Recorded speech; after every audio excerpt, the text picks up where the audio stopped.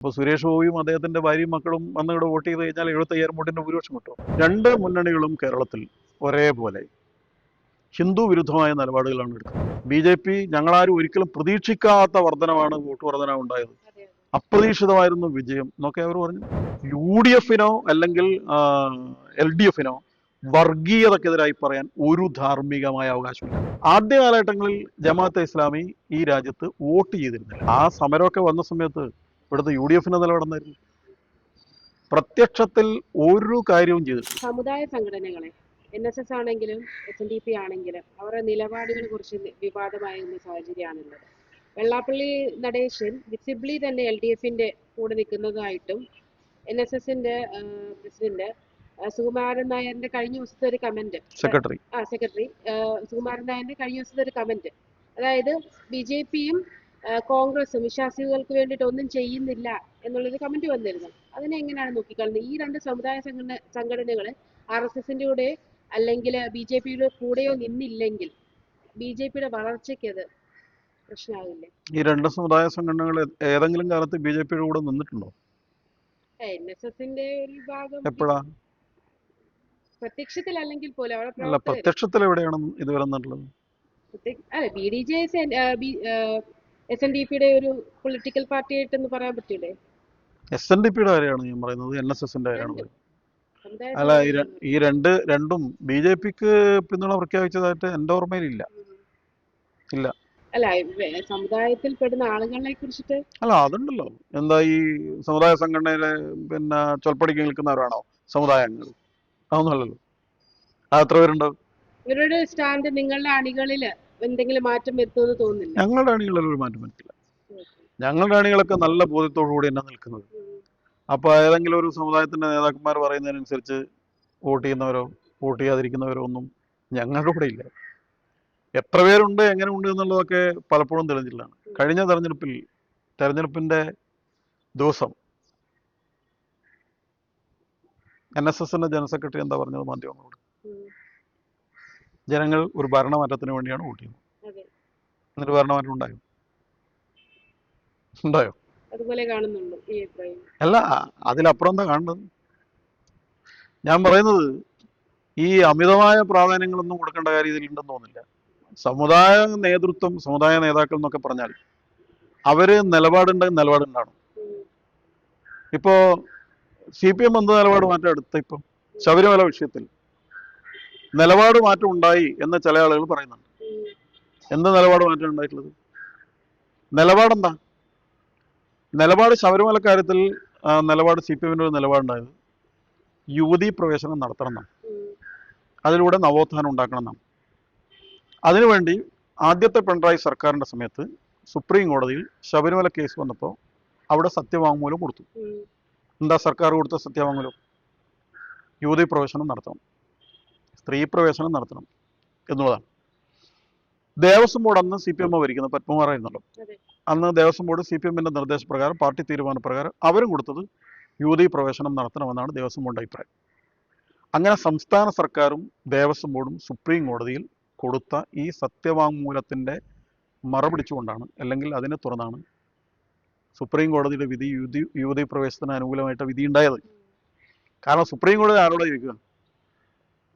ഏറ്റവും പ്രധാനമായിട്ട് സംസ്ഥാന സർക്കാരിനോട്. ആദ്യം രണ്ടു കൂട്ടർക്കും അതുപോലെ തന്നെ ഹർജിക്കാർക്കും അല്ലേ കക്ഷി നോട്ടീസ് അയക്കുക. സംസ്ഥാന സർക്കാർ നോട്ടീസ് അയച്ചു, ദേവസ്വം ബോർഡിന് നോട്ടീസ് അയച്ചു. രണ്ടു കൂട്ടരും പറഞ്ഞു യുവതീ പ്രവേശനം വേണമെന്ന്. അങ്ങനെയാണ് ഈ വിധി ഉണ്ടായത്. അങ്ങനെ കൊടുത്ത സത്യവാങ്മൂലം സുപ്രീം കോടതിയിൽ അവിടെ കിടക്കുന്നുണ്ട്. അത് മാറ്റിയോ? സംസ്ഥാന സർക്കാർ ഇപ്പോൾ ആഗോള അയ്യപ്പ സംഗമം നടന്നു. അതിലെവിടെയെങ്കിലും ശ്രീ പിണറായി വിജയൻ അദ്ദേഹത്തിന്റെ 1 മണിക്കൂറിലധികം നീണ്ട പ്രസംഗത്തിൽ ഈ രണ്ട് വിഷയത്തിൽ, അതായത് ഞങ്ങൾക്ക് ഉറപ്പ് കിട്ടിയെന്ന് ചില ആളുകൾ പറയുന്ന വിഷയം, അതിലൊന്ന് ഇതാണ്, സത്യവാങ്മൂലത്തിന്റെ കാര്യത്തിൽ ഉറപ്പ് കിട്ടി. രണ്ട് പറയുന്നത് കേസുകൾ പിൻവലിക്കും ഉറപ്പ് കിട്ടിയിട്ടുണ്ട്. ഈ രണ്ട് കാര്യത്തിൽ ഒരക്ഷരം പോലും പറഞ്ഞിട്ടില്ലല്ലോ. ദേവസ്വം ബോർഡ് പ്രസിഡന്റ് പറഞ്ഞു, ദേവസ്വം മന്ത്രി പറഞ്ഞു, മുഖ്യമന്ത്രി പറഞ്ഞു. ഈ 3 കൂട്ടരും പറഞ്ഞിട്ടില്ല. സർക്കാരും പറയുന്നില്ല, ദേവസ്വം ബോർഡും പറയുന്നില്ല. അപ്പൊ പിന്നെ ആർക്കാ ഉറപ്പ് കൊടുത്തത്? ഈ ഉറപ്പുകളൊക്കെ ഇങ്ങനെ സ്വകാര്യമായിട്ട് ചെവിയിൽ പോയി പറയേണ്ടതാണ്. ഇത് ജനങ്ങൾക്ക് മുമ്പിൽ പറയേണ്ടതല്ലേ? അങ്ങനെ ജനങ്ങൾക്ക് മുമ്പിൽ പറഞ്ഞതായി ഇതുവരെ നമ്മളാരും കേട്ടിട്ടുണ്ടോ? ഇല്ല. പിന്നെ നിലപാട് മാറ്റി എന്ന് പറയുന്നത് എങ്ങനെയാണ്? നിലപാട് തന്നെയായിട്ട് CPM അതിന്റെ നിലപാടിൽ കടുകിട മാറ്റം വരുത്തിയിട്ടില്ല. അതേ നിലപാടുമായിട്ട് മുന്നോട്ട് പോവുകയാണ്.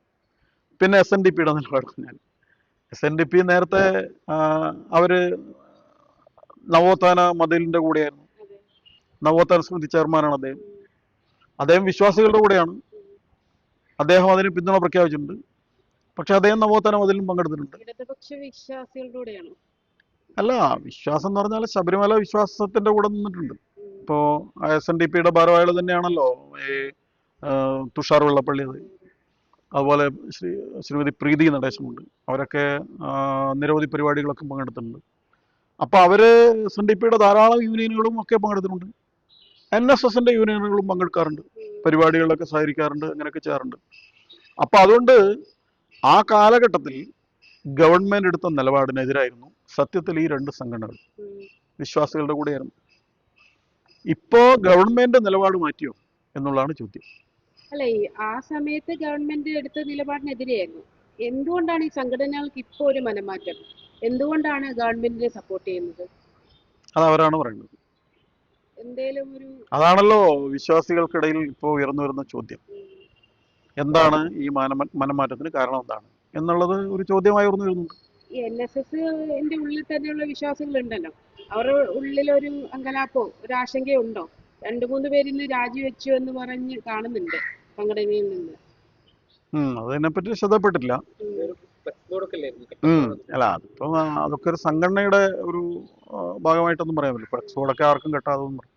പക്ഷെ പ്രശ്നം ഉത്തരവാദപ്പെട്ട സ്ഥാനത്തിരിക്കുന്ന ഇത്തരം സാമുദായിക നേതാക്കന്മാരിൽ നിന്ന് അത്തരം സമുദായങ്ങൾ വിശ്വാസികൾക്ക് വേണ്ടി, വിശ്വാസ സംരക്ഷണത്തിന് വേണ്ടിയിട്ടുള്ള നിലപാടാണ് പ്രതീക്ഷിക്കുന്നത്. അപ്പൊ ആ നിലയിലുള്ള നിലപാടുകളില്ലെങ്കിൽ സ്വാഭാവികമായിട്ടും അത്തരം സമുദായങ്ങളിലും അതിനെ പിന്തുണക്കുന്നവരിലും നിരാശയുണ്ടാവും, അതിന്റെ പ്രതികരണം ഉണ്ടാവും. ഈ BDJS ഇന്ത്യയുടെ ഭാഗമായതിൽ എന്താണ് ഒരു അതിൽ നിന്ന് എന്താണ് കിട്ടിയത്? ലാഭം ഉണ്ടായിട്ടുണ്ടോ?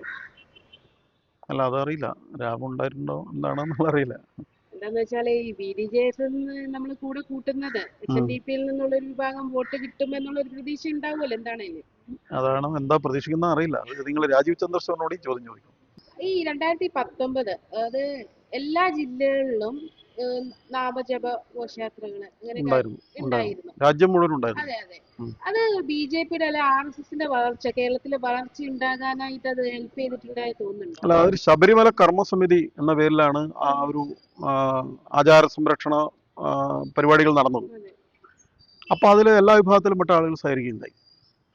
നിശ്ചയമായും അത് ഇവിടെയുള്ള പല ഇപ്പൊ ആ സമരമൊക്കെ വന്ന സമയത്ത് ഇവിടുത്തെ UDFന്റെ നിലപാടെന്നായിരുന്നു. പ്രത്യക്ഷത്തിൽ ഒരു കാര്യവും ചെയ്തിട്ടില്ല. ഒരു ദിവസം പമ്പയിൽ പോയിട്ട് എന്തോ ഒരു ഒച്ചപ്പാടുണ്ടാക്കിയിട്ട് ഇങ്ങനെ വന്നു. അവരെത്ര ആചാര സംരക്ഷണത്തിന് എന്ത് പരിപാടിയാണ് നടത്തിയത്? ഒരു പരിപാടിയും നടത്തിയിട്ടില്ല, ഒരു സമരവും നടത്തിയിട്ടില്ല, ഒരു നാമജപവും നടത്തിയിട്ടില്ല. ഇതെല്ലാം നടത്തിയത്, ഈ പോരാട്ടമെല്ലാം നടത്തിയത്, ഈ നിലയിലുള്ള കേസുകളെല്ലാം ഏറ്റുവാങ്ങിയത് ഇപ്പോ നമ്മളെ ഈ കർമ്മസമിതിയുടെ നേതാക്കന്മാരുടെ എല്ലാം പേരിൽ 1000-ഓളം കേസുകൾ എല്ലാവരുടെയും പേരിലുണ്ട്. എൻ്റെ പേരിൽ അത്രയൊന്നും കേസുകളില്ല. പക്ഷെ ബാക്കി പല ആളുകളുടെയും പേരിൽ ഇപ്പോ ഞാനത് ശബരിമല കർമ്മസമിതിയുടെ ഔദ്യോഗിക ഭാരവാഹിയായി ഇരുന്നില്ല അന്നേരം. ഭാരവായിട്ടുള്ള ഒരു 8 പേരുണ്ട്. അവരുടെ പേരിലാണ് കേസുകൾ കൂടുതലായിട്ടുള്ളത്. നമ്മുടെ പേരിൽ പിന്നെ ബാക്കിയുള്ള ഈ നാമജപം അങ്ങനെയുള്ള ചില കേസുകളേ ഉള്ളൂ. പിന്നെ അന്നത്തെ ആ ഒരു ശബരിമലയിലെ കേസ്, റാന്നി കോടതിയിലുള്ള കേസ്, അങ്ങനെയുള്ള ചില കേസുകൾ മാത്രമേ ഉള്ളൂ. ശശികല ടീച്ചർ, സെൻകുമാർ സാർ, അദ്ദേഹത്തിന്റെ പേരിൽ 10-800 കേസുണ്ട്. രാധാകൃഷ്ണൻ സാറ് VC ആയിരുന്നു, PSC ചെയർമാൻ, അദ്ദേഹത്തിന്റെ പേരിൽ 10-800 കേസുണ്ട്. ശ്രീ SJ കുമാർ, അദ്ദേഹം, അങ്ങനെ പല ആളുകൾ, അവരുടെ എല്ലാം പേരിൽ 600-700 കേസും മിക്കവാറും പേരിലുണ്ട്. അതായത് കേരളത്തിൽ നടന്ന എല്ലാ സംഭവങ്ങളിലും ഇവരെയും കൂടി പ്രതിയാക്കി. എന്ത് നിയമവിരുദ്ധമായ കാര്യങ്ങളാണ് നോക്കുക.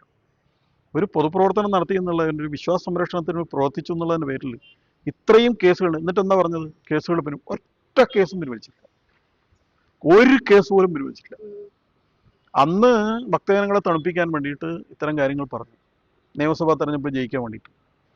അതൊക്കെ കഴിഞ്ഞതിന് ശേഷം കേസൊന്നും പിൻവലിച്ചില്ല. കേസൊക്കെ ഇപ്പോൾ നിൽക്കുകയാണ്. ആളുകൾ കോടതി കയറി ഇറങ്ങി. എത്ര ആളുകളുടെ ജോലി സാധ്യതകളാണ്, വിദേശത്ത് പോകാനുള്ള അവസരങ്ങളാണ് നഷ്ടപ്പെട്ടത്. അപ്പൊ അതുകൊണ്ട് അന്നത്തെ കാലഘട്ടത്തിൽ താങ്കൾ ചോദിച്ചതുപോലെ ഈ നിലയിൽ ആരാണോ ആചാരങ്ങൾ സംരക്ഷിക്കാൻ കൂടെ നിന്നത്, ആരാണോ വിശ്വാസികളുടെ കൂടെ നിന്നത്, അവരുടെ കൂടെ ഭക്തന്മാരായ ആളുകൾ രാഷ്ട്രീയ ഭേദമില്ലാതെ പിന്തുണച്ചിട്ടുണ്ട്. അതുകൊണ്ട് തന്നെ കൂടെ നിന്ന ആളുകൾക്ക് അതിൻ്റെതായ നേട്ടം പിന്നീട് രാഷ്ട്രീയ രംഗത്തും ഉണ്ടായിട്ടുണ്ട്. ഈ കഴിഞ്ഞ ലോക്സഭാ ഇലക്ഷനിൽ കണ്ണൂരിൽ ഉൾപ്പെടെ BJPക്ക് വോട്ട് വർധന ഉണ്ടായിട്ടുണ്ട്. പ്രതീക്ഷിച്ചതിലപ്പുറം ഒരു വർധന ഉണ്ടായതായി കാണുന്നുണ്ട്. അത് ഈ വിശ്വാസികളുടെ ഇടയിലുള്ള ഒരു മാറ്റമായിട്ട് കാണാൻ പറ്റുമോ? രണ്ട് മുന്നണികളും കേരളത്തിൽ ഒരേപോലെ ഹിന്ദു വിരുദ്ധമായ നിലപാടുകളാണ് എടുക്കുന്നത്. ഹിന്ദു വിശ്വാസത്തിനെതിരായ നിലപാടാണ് എടുക്കുന്നത്. അതിൽ ഒറ്റക്കെട്ടാണ്. പക്ഷെ മറ്റു പലർക്കും എന്തെങ്കിലും പ്രശ്നം വരുന്ന സമയത്ത് ഒറ്റക്കെട്ടായതിനെ പിന്തുണക്കുന്നുണ്ട്. ഇത് ഇവിടുത്തെ പ്രബുദ്ധരായ ആളുകൾ നോക്കി കാണുന്നുണ്ട്. ചില ആളുകളെ കുറച്ചു കാലത്തേക്ക് കബളിപ്പിക്കാം, കുറേ ആളുകളെ കുറേ കാലത്തേക്ക് കബളിപ്പിക്കാം. പക്ഷെ എല്ലാവരെയും എല്ലാ കാലത്തേക്കും കബളിപ്പിക്കാൻ സാധ്യമല്ല. തിരിച്ചറിവ് ആളുകൾക്ക് ഉണ്ടാവുന്നുണ്ട്. ഇവിടെ അമിതമായ പ്രീണനം ഒരു ഭാഗത്ത് നടക്കുന്നു, അതിശക്തമായ പീഡനം വേറൊരു ഭാഗത്ത് നടക്കുന്നു. ഇതിവിടെ ആളുകൾക്ക് ബോധ്യമുണ്ട്, ആളുകൾ കാണുന്നുണ്ട്. അതിനനുസൃതമായ ഒരു തിരിച്ചടി ഇവിടുത്തെ നിഷ്പക്ഷരായ ആളുകൾ ചെയ്യുന്നുണ്ട്. നിശ്ചയമായും അത് ആരാണോ ഈ സത്യത്തിൻ്റെ കൂടെയും ധർമ്മത്തിൻ്റെ കൂടെയും നിൽക്കുന്നത് അവർക്ക് അതിൻ്റെ ഗുണഫലം ഉണ്ടാകുന്നുണ്ട്. അത് വർദ്ധിച്ചു വരുന്നുണ്ട്. BJPയുടെ വോട്ട് വർദ്ധിക്കുന്നതിന് അതും ഒരു കാരണമാണ്.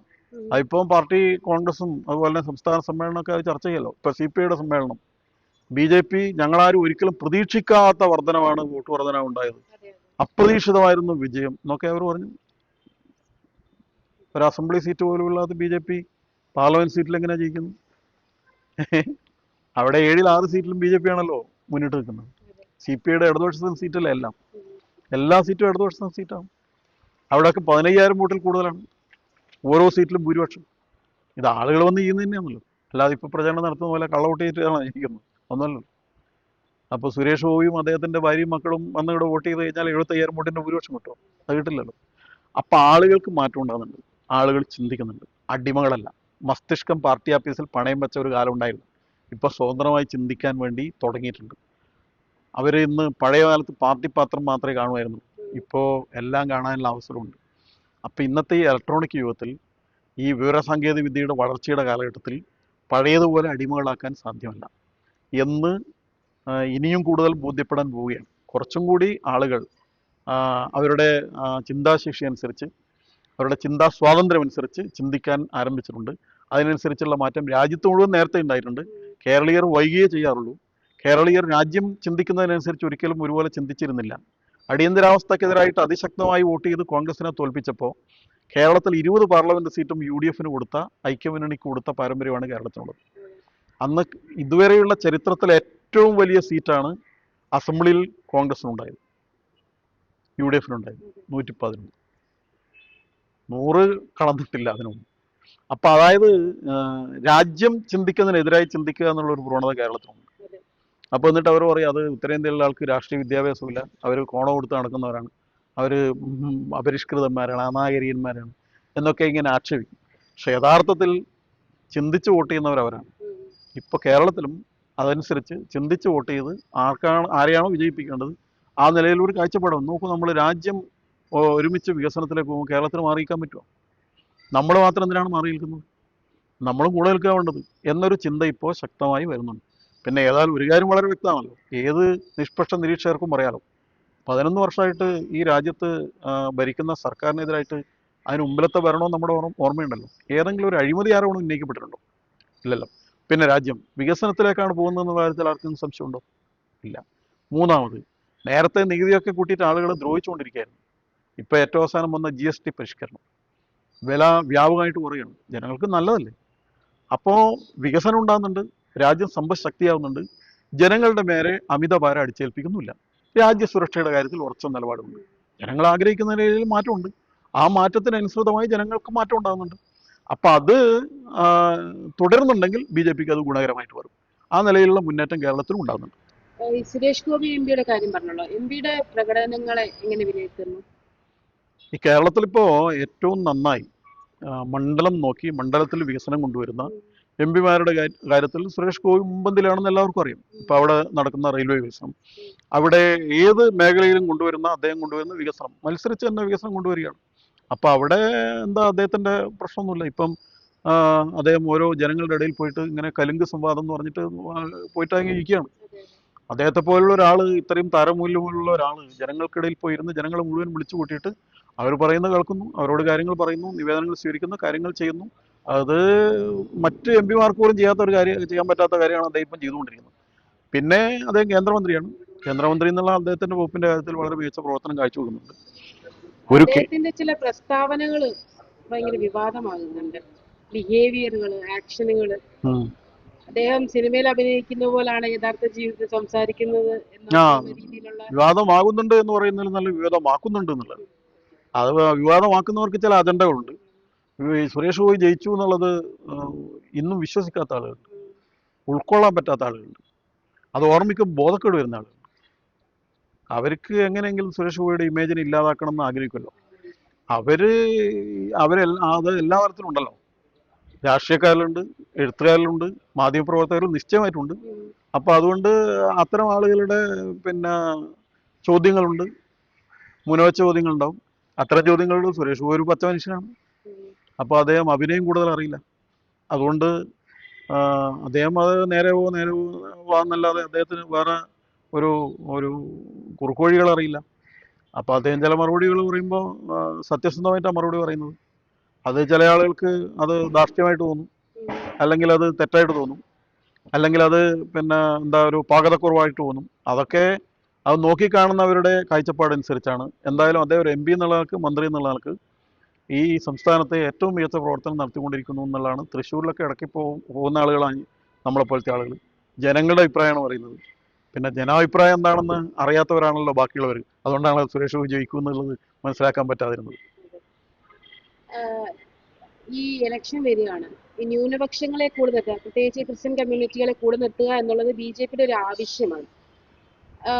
അതേസമയം തന്നെ ഓർഗനൈസർ പോലുള്ള RSSന്റെ മുഖപത്രം ഇവിടുത്തെ ക്രിസ്ത്യൻ മിഷനറികൾക്കെതിരെയുള്ള വാർത്തകളൊക്കെ വരുന്നു, വാർത്തകളല്ല ആർട്ടിക്കിളുകൾ വരുന്നുണ്ട്. അതെങ്ങനെയാണ് BJPക്ക് അതൊരു? ഞങ്ങളുടെ ഒരു നിലപാട് ന്യൂനപക്ഷങ്ങളെ കൂടെ നിർത്തുക എന്നല്ല, എല്ലാവരെയും കൂടെ നിർത്തണം. ന്യൂനപക്ഷം ഭൂരിപക്ഷം എന്നുള്ളതിനെ കുറിച്ച് ചിന്തിക്കേണ്ടായിരുന്നില്ല. രാജ്യത്തിന്റെ താല്പര്യത്തിന് വേണ്ടി എല്ലാവരെയും കൂടെ നിർത്തണം എന്നുള്ളതാണ് ഞങ്ങളുടെ കാഴ്ചപ്പാട്. രാഷ്ട്രീയ പാർട്ടികൾക്ക് വ്യത്യസ്തമായ കാഴ്ചപ്പാടുണ്ടാവും. അപ്പം അങ്ങനെ കൂടെ നിർത്താൻ വേണ്ടിയിട്ട്, എല്ലാവരെയും കൂടെ നിർത്താൻ വേണ്ടിയിട്ട് രാഷ്ട്രീയ പാർട്ടികൾ പരിശ്രമിക്കുകയും ചെയ്യണം. വോട്ടാണല്ലോ കാര്യം, ജയിക്കണമല്ലോ. അതിനുവേണ്ടി ആരെങ്കിലും ചെയ്യുന്നതിന് നമുക്ക് എതിർക്ക് പറയാൻ പറ്റില്ല. ഇപ്പോൾ കോൺഗ്രസ് അവർ മതേതരത്വത്തെക്കുറിച്ചാണ് പറയുന്നത്. ഇന്നും പ്രതിപക്ഷ നേതാവ്, കേരളത്തിലെ പ്രതിപക്ഷ നേതാവ് പറയുന്നുണ്ട്, ഞങ്ങൾ മതേതര മൂല്യത്തിൽ അടിയുറച്ച് വിശ്വസിക്കുന്നു, ഞങ്ങൾ വർഗീയതയ്ക്ക് ശക്തമായ എതിരാണ്. സതീശൻ പറയാണ്. അദ്ദേഹത്തിൻ്റെ വലത്തുവശത്ത് നിൽക്കുന്ന മുസ്ലിം ലീഗ് നേതാവ്. മുസ്ലിം ലീഗ് എന്നാണ് അതിൻ്റെ പേര് തന്നെ. അദ്ദേഹത്തിന് ഇടതുവശത്ത് നിൽക്കുന്ന ജമാഅത്തെ ഇസ്ലാമി. അവരുടെ പ്രഖ്യാപിതമായ ഹുക്കുമത്തെ ഇലാഹി എന്ന് പറഞ്ഞ മതരാഷ്ട്രമാണ്. മതരാഷ്ട്രം സ്ഥാപിക്കാൻ വേണ്ടിയിട്ട് പ്രഖ്യാപിത നിലപാടെടുത്തിരിക്കുന്ന ജമാഅത്തെ ഇസ്ലാമിയെയും, മുസ്ലിം രാഷ്ട്രം ഉണ്ടാക്കാൻ വേണ്ടി പ്രവർത്തിച്ച, മുമ്പ് ഒരു രാഷ്ട്രം ഉണ്ടാക്കിയ ചരിത്രമുള്ള മുസ്ലിം ലീഗിനെയും കൂടെ നിർത്തിയിട്ട്, ആത്യന്തിക വർഗീയവാദികളെ കൂടെ നിർത്തിയിട്ടാണ് മതേതരത്വ പിത്തലാട്ടം നടത്തുന്നത് സതീശനെ പോലുള്ള ആളുകൾ. അപ്പം മറ്റേ കൂട്ടരെ കുറ്റപ്പെടുത്തുന്നത് അവരുടെ കൂട്ടത്തിലില്ല എന്ന് കഴിക്കുന്നത്. അവരുടെ കൂട്ടത്തിൽ INL ഉണ്ട്, അവരുടെ കൂട്ടത്തിൽ PDP ഉണ്ട്, കേരള കോൺഗ്രസ്സുകാരുണ്ട്. അപ്പോൾ അവർക്കും പറയാൻ പറ്റില്ല. അപ്പോൾ ഇവർ അങ്ങോട്ടും ഇങ്ങോട്ടും കുറ്റപ്പെടുത്തിയാണ്. ഇവർക്ക് എന്ത് ആധികാരികതയാണ്, എന്ത് ധാർമ്മികതയാണ് ഈ വർഗീയതയെക്കുറിച്ച് പറയാനുള്ളത്?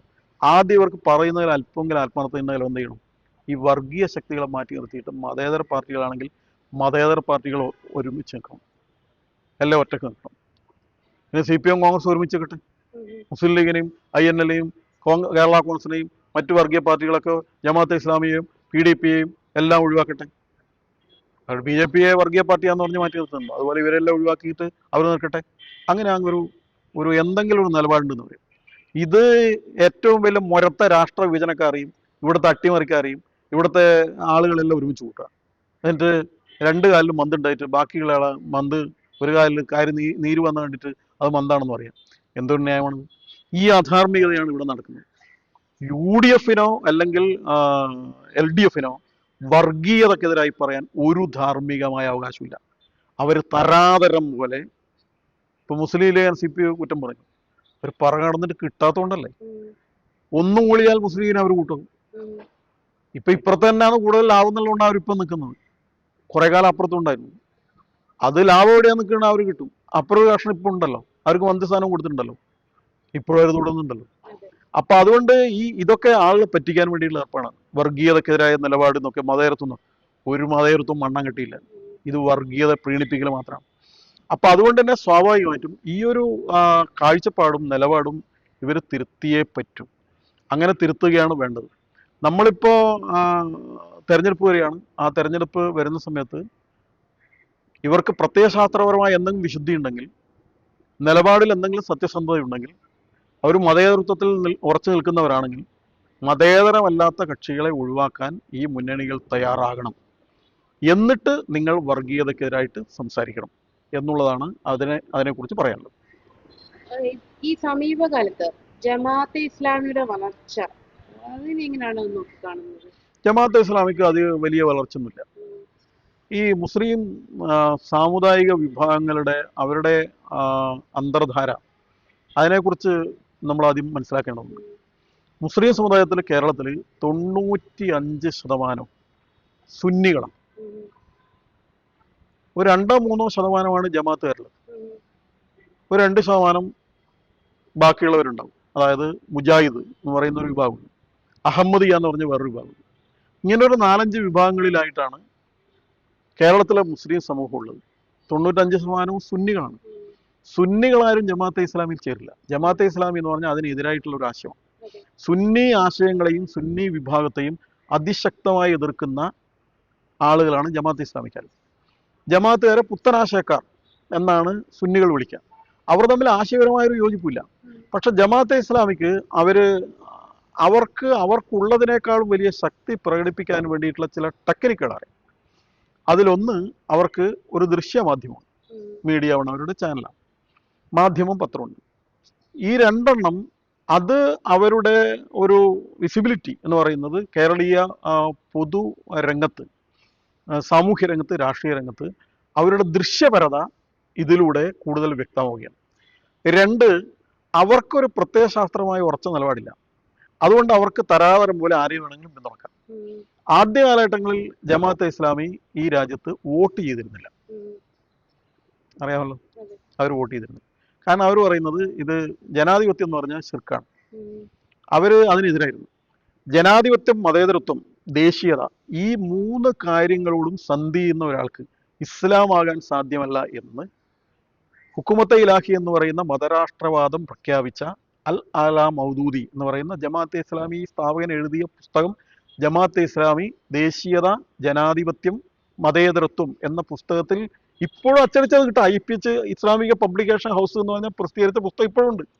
അപ്പൊ അവർ ജനാധിപത്യത്തിനെതിരാണ്, അവർ മതേതരത്വത്തിനെതിരാണ്, ദേശീയതക്കെതിരാണ്. ഈ 3-നെതിരാണെന്നുള്ള അവരുടെ നിലപാട് മാറ്റിയിട്ടില്ല. അങ്ങനെയുള്ള ജമാഅത്തെ ഇസ്ലാമി ബഹുഭൂരിപക്ഷം വരുന്ന മുസ്ലിങ്ങൾ അവരോട് ഒരു തരത്തിലും യോജിക്കുന്നവരല്ല. പക്ഷെ അവർക്ക് ഈ പറയുന്ന പോലെ കുറച്ചും കൂടി സ്വാധീനം, അവർ ചില പൊതു രംഗത്തുള്ളവരുമായി ഇടപഴകും. കുറെ മുൻ നക്സലുകൾ അവരുടെ കൂടെയുണ്ട്. കുറെ ആക്ടിവിസ്റ്റുകളെ അവർക്ക് കിട്ടിയിട്ടുണ്ട്. മതേതരത്വം പറയുന്ന കുറെ ആക്ടിവിസ്റ്റുകളും മുൻ നക്സലുകളും അവരുടെ മാധ്യമങ്ങളിൽ എഴുതും, അവരുടെ ചാനലുകളിൽ വന്ന് പറയും, അവരുടെ പരിപാടികളിൽ പങ്കെടുക്കും. അതിൽ ബഹുഭൂരിപക്ഷവും പെയ്ഡ് വർക്കേഴ്സാണ്. അത് ശ്രീ ഹമീദ് ചന്ദമംഗലൂർ ദൈവത്തിന്റെ രാഷ്ട്രീയം എന്ന ജമാഅത്തെ ഇസ്ലാമിയെ കുറിച്ചൊരു പുസ്തകമുണ്ട്.